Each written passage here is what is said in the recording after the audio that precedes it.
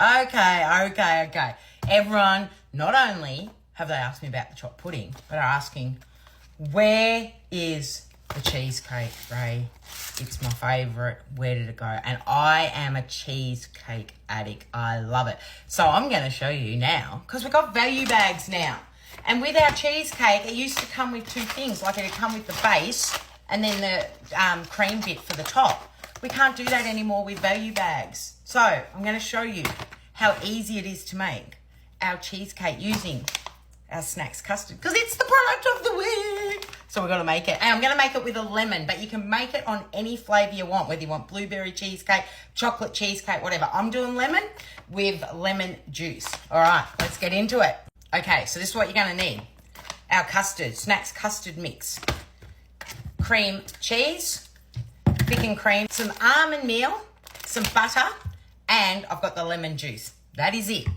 The base first, so all I got to do is melt some butter in the microwave, and I'm going to mix it with some almond meal. I'm actually going to put some erythritol in it because I like my base sweet, but you don't have to do that.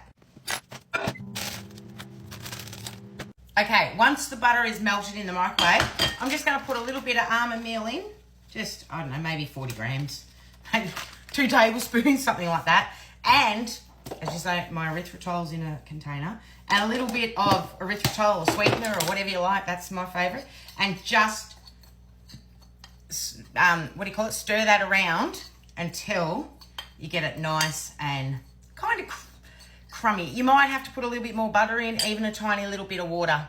And when it looks like that, I'm just going to get my little ramekin, and I'm going to push this in. So the directions are very similar to our old one if you're used to making, right, our cheesecake. And then I'm just going to push it down.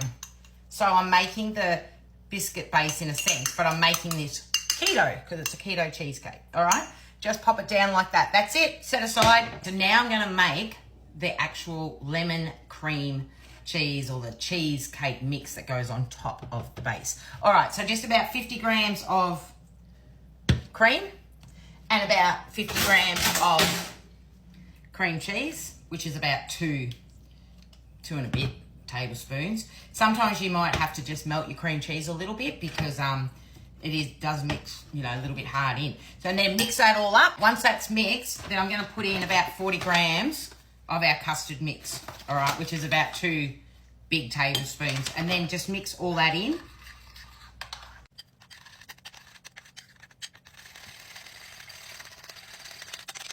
You can see how nice and thick that is. Now comes the hardest bit, deciding how much lemon do you want to put in.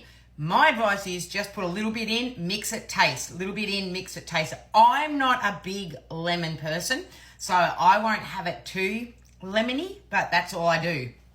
I did about 3 squirts of it. Look, you know what? Might do a 4th. I find that pretty good. And look, you can see how good that is. And then all you got to do is then put it on top of our base mix that we've already made. I've actually got enough here to make a second one, so I'm going to do a second one and make that as well because that is big enough. And that just goes in the fridge to be set, and I'll show you what it's like when it's set. And it doesn't take long at all. It's set. It took 10 minutes.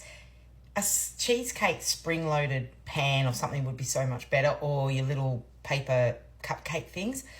But I just make do with what I've got. And here we go. Look, there's the base.